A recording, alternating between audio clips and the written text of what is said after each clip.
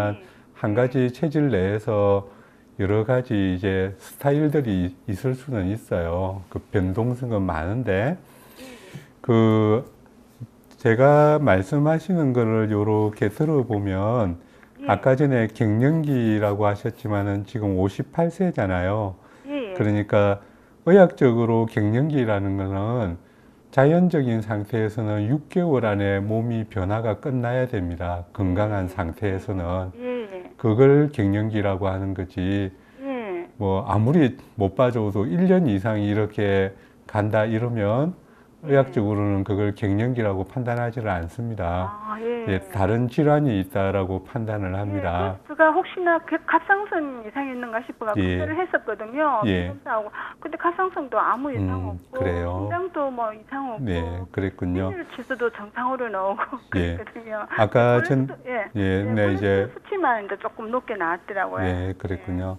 예. 아까 전에 이제 발이 차다 이렇게 말하니까 예. 그 찬 것을 가지고 소음인가 이렇게 이제 생각을 할 수는 있지만 이제 예. 그거는 그 합리적인 생각은 아니고요. 예.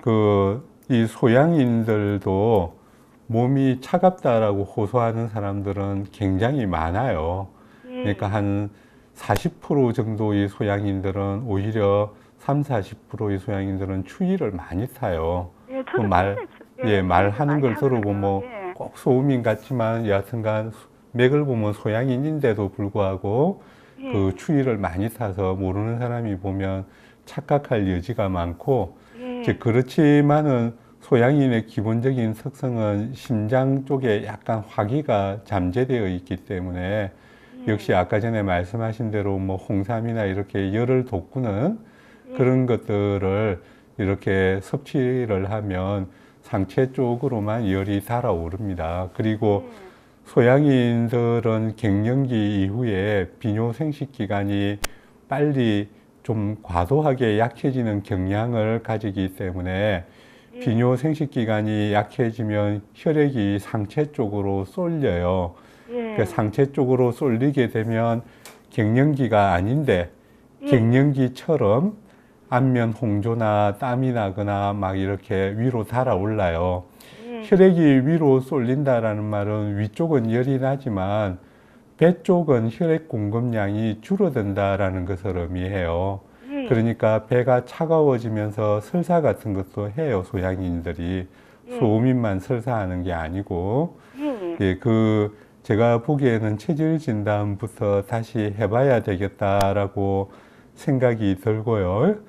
그 한방은 정말로 체질이라는 것이 중요해서 그게 뭐 틀려져 버리면 아예 첫 단추부터 잘못 맞춰진 거라 그 이후 걸 아무리 제대로 해도 소용이 없어요.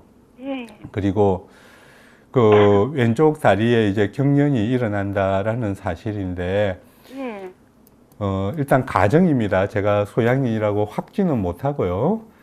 그래도 뭐 직접 환자분을 본 한의사 선생님께서 더 맞을 확률이 높죠. 그 소양인이라고 일단 가정을 하면은 소양인이 아니고 소음인이라고. 예, 그러니까 그런데 이제 그분은 그렇게 말씀하셨는데, 그래 제가 들어본 바로는 그럴 것 같지가 않아서, 소양인이라고 만약에 일단 가정을 하고서 왼쪽 다리에 경련이 일어난다라고 하면 그거는 어떤 뜻이냐 하면, 왜 그 소양인의 특징인 심장이나 머리 쪽으로, 즉 상체로 혈액이 쏠려 가지고 하체에 혈액 공급이 잘 안 되는 현상이 있다라는 뜻이 되고요. 그럴 때는 거기에 맞는 치료를 해줘야 되는데, 그것은 왜 사람들은 왼쪽 다리가 아프면 왼쪽에다가 침을 맞는다라고 생각을 하지만 그게 아니고요. 한방은 기본적으로 그 반대쪽에, 그러니까 아픈 쪽의 반대쪽, 건강한 쪽에 침을 놓는 게 기본적인 원칙입니다. 그러니까 만약 저 같으면 소양인인데 왼쪽 다리에 혈액 공급이 안 돼서 다리에 경련이 일어난다라고 한다면 오른쪽 다리에 그 콩팥이 주관하는 신경이라는 경락에 신성격을 놓든가 아니면은 뭐 영곡혈 같은 걸 놓든가 이렇게 그런 침을 놓습니다. 이제 그러면은 위로 쏠린 혈액이 밑으로 내려와요. 맥이 침을 놓고 5분 정도면 바로 맥이 바뀌어요. 그래서 그 반응을 바로 확인할 수 있고, 침은 반응이 사람들이 생각하는 것처럼 뭐 몇 개월을 맞아야 뭐 반응이 있고 그런 것이 아니에요. 예, 저는 매일 맞았었거든요. 예, 침은 기본적으로 한의사들이 침을 놓을 때 그 아주 심하고 오래된 병이 아니면 뭐 몇 개월 정도 된 병이면 보통 일주일 안에는 그 다 낫지는 않아도 치료 반응은 일어나야 된다라는 관점을 가지고 침을 놓습니다. 그러니까 뭐 호전 반응이 조금이라도 있어야지 뭐 그 일주일 안에 호전 반응이 뭐 올해 그 뭐 10년씩 일이 된 병도 아니고 그 불치병도 아닌데 안 일어난다 이러면 그거는 진단과 치료가 잘못되었다라고 이렇게 본단 말이에요. 그러니까 지금 제가 약을 먹는데요. 예. 그 약이 굉장히 그렇게 되게 진하지도 않고 연하게 완전 사과 갈아놓은 척같이 그래요. 근데 그걸 먹으면은 제가 다 깔아지고 막 가슴도 답답하고 그래요. 그 약만 먹으면. 그것만 가지고는 제가 뭐라고 평가를 내릴 수가 없고요. 맞습니다. 예, 제가 오늘 답답해서 그리고 또 한 가지 만약에 소음인이 왼쪽 다리가 경련이 일어난다라고 하면 이거는 어떤 의미가 되느냐 하면 그거는 그 심장이 약해서 왼쪽 다리에 혈액을 공급을 못 해준다라는 뜻이 되든가 콩팥 기능이 많이 나빠졌다라는 뜻이 되든가 둘 중에 하나가 돼요. 그럴 경우에는 침을 어떻게 놓느냐 하면 그 소음인이라고 한다면 그러면은 심정격이라고 해서 심장을 강심시키는 침을 놓든가 또는 반대쪽 다리에 부류혈이나 퇴계혈에 침을 놔서 콩팥 기능을 올라가도록 하는 침을 놔요. 그래서 실제로 사람들이 생각하는 것처럼 침을 맞고서 근육이 떨리든가 근육에 통증이 일어나든가 이런 것들은 그러니까 근육과 관련되는 것이라면 뼈가 아니라 그런 것이라면 거의 대부분의 경우에 일주일 정도면 그 치료가 웬만큼은 돼요. 다 낫지는 않아도 웬만큼은 되게 돼 있어요. 그러니까 그리고 병이라는 것은 진단이 중요합니다. 아니 뭐 모든 게 다 진단이 중요하죠. 너무 그냥 마음이 개운치가 안 해가지고 그래서 제가 신청을 했었거든요. 그랬군요. 그래 보니까 체질을 좀 더 확실하게 파악을 하고요. 그리고 그 심장하고 대체로 왼쪽 다리가 그럴 때는 병의 원인이 심장, 콩팥, 자궁 이 세 가지 중에 하나예요. 그 대부분의 경우에 다 그래요. 물론 특수형도 있지만 그러니 뭐 방광이 문제를 일으킬 때도 있기는 하지만 대부분은 이 세 가지 중에 하나거든요.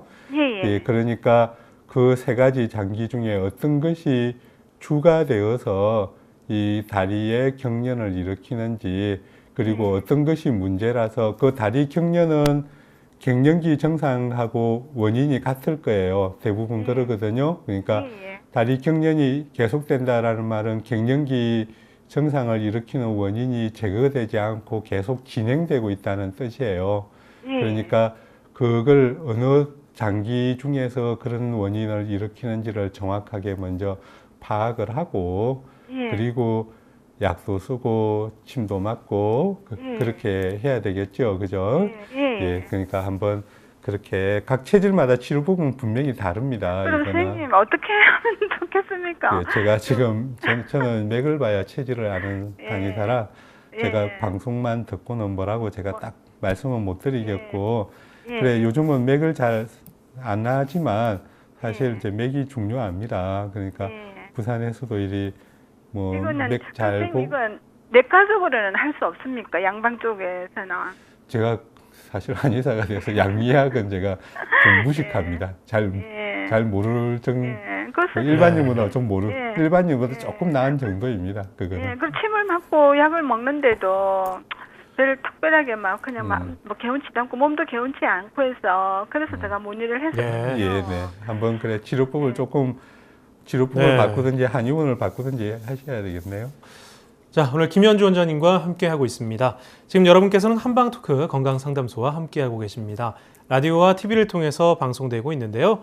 오는 방송 라디오는 서울 경기는 FM 89.7, 부산 경남은 FM 104.9, 대구 경북은 FM 98.3MHz고요. 광주 전남 FM 107.9, 전북 충남은 FM 97.9MHz로 함께 하실 수 있겠습니다. 한방 건강TV는 스카이라이프 채널 556번이고요. IPTV는 올레TV 210번, BTV 410번, 그리고 스마트폰은 에브리온TV 352번 통해서 저희 한방토크 건강상담소와 함께 하실 수 있겠습니다.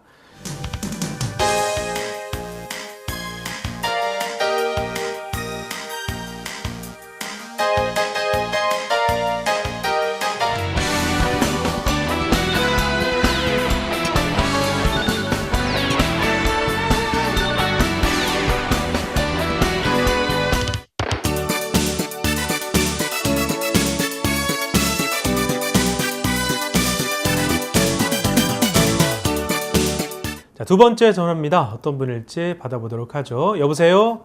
여보세요? 예, 아버님 안녕하세요. 예, 안녕하세요. 네, 반갑습니다. 오늘 아버님 본인 상담이신가요? 네, 그렇습니다. 네, 키와 몸무게 연세 좀 여쭙겠습니다. 네, 키 1m 66이고요. 예, 몸무게 60. 예. 그렇습니다. 연세는 어떻게 되시나요? 66세입니다. 66세시고요. 예, 원장님 연결해 드리죠. 네. 네, 안녕하세요. 네, 안녕하십니까. 네, 어디가 아프신가요? 밤에 잠 자다가 말입니다. 예. 화장실을 자주 가가지고요. 아, 아주 매우 화장실을. 불편합니다. 예.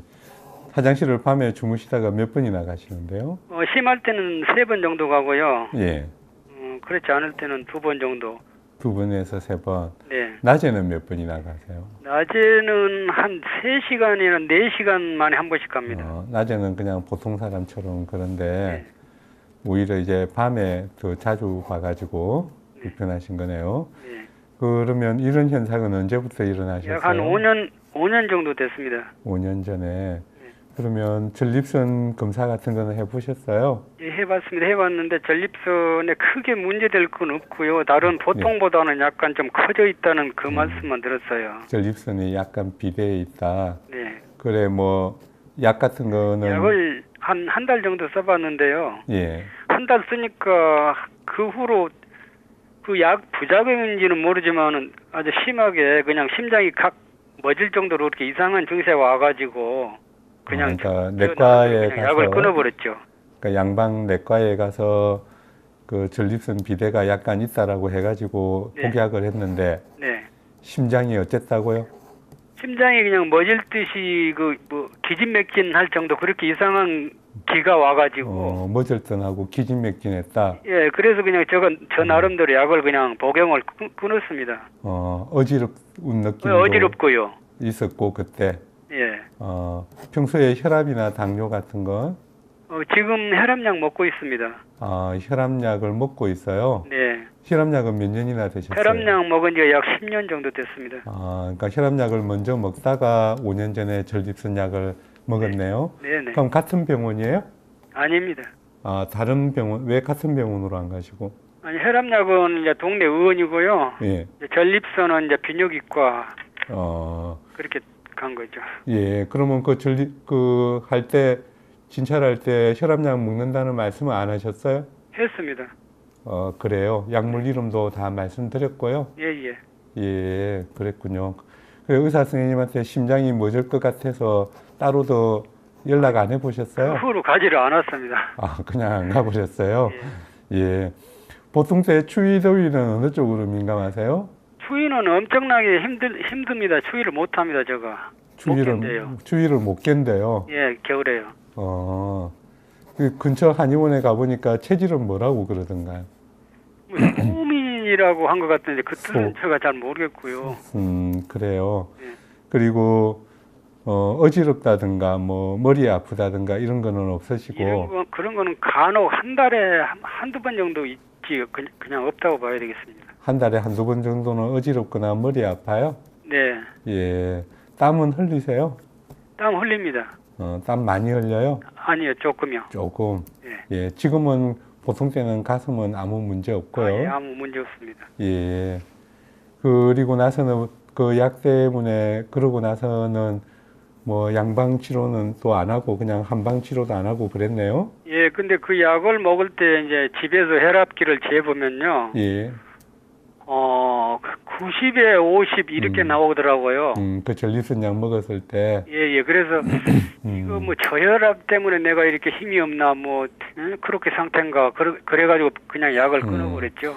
그러면은 지금 혈압약 받아오시는 그 의사 선생님한테는 전립선에 대해서 문의를 안 해보셨어요? 지금 혈압약 먹고 있는 선생님한테는 얘기를 안 했죠. 혈압약은 어떤 약을 드시고 계세요? 혈압약은 노바스크를 약 10년 동안 계속 같은 것만 드셨어요? 예, 하나를 먹고 있습니다. 10년 동안. 10년 동안 계속 한 알이에요? 예. 자, 그러면 제가 말씀 좀 드릴게요. 네네. 이거는 뭐 어떤 약초를 찾아야 되는 게 아니라 네. 선생님께서 이걸 처리하는 순서를 숙지하시고 네. 의사 선생님께 그 순서대로 이렇게 여쭤봐야 될 것 같아요. 네네. 먼저 추위를 심하게 타고 특히 아까 전에 혈압약을 노바스크를 드시면서 전립선 약을 먹었을 때 그 심장이 멎을 것 같고 너무 과도하게 저혈압이 으로 내려가고 하는 현상이 있었잖아요. 네네. 그러니까 이런 현상이 있는 사람들은 대부분 실제로 소음인입니다. 네네. 그러니까 그 소음인들은 기본적으로 그 대부분의 경우에 심장이 네. 가슴에 있는 심장이 약간 약한 경향성을 가지고 있습니다. 네. 하지만 소음인도 고혈압이 오죠. 고혈압 약은 기본적으로 약리 현상이 어떻게 발휘되느냐 하면 물론 혈관도 약간 확장을 시키지만요. 네. 그 고혈압 약들은 약간의 이뇨 효과를 가지는 경우가 상당히 많이 발견이 됩니다. 네.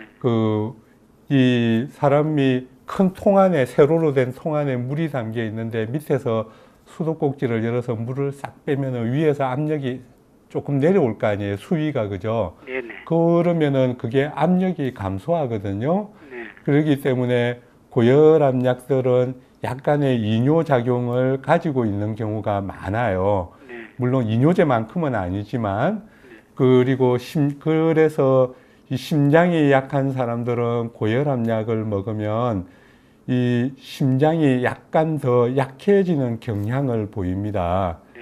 그거는 어쩔 수 없이 발생하는 것입니다. 네. 그래서 소양인이나 태음인들은 그런 현상이 안 일어나는데 소음인 고혈압 환자들은 고혈압 약을 세게 먹으면 심장에 약화가 발생해서 몸에 순환장애가 생겨가지고 손발이 저리거나 하는 현상이 올 수가 있습니다. 네. 그리고 그럴 때 만약에 그 전립선 약이라는 것은 실제로 이뇨 효과를 일으키는 약입니다. 네. 그 이뇨 효과를 일으키는 약을 주면 이뇨 작용이 그 혈압약과 만났을 때 갑자기 급상승할 거 아니에요. 그죠? 네. 그러면은 그 심장과 머리 쪽의 혈류 공급량이 갑자기 지나치게 줄어들 수가 있는 거예요. 네. 그렇게 되면 선생님처럼 심장이 멎을 것 같고 어지럽고 하는 그리고 혈압이 뚝 떨어지고 하는 그런 현상이 실제로 발생하게 되는 거예요. 네. 그러니까 약을 요렇게 타러 가면 여기저기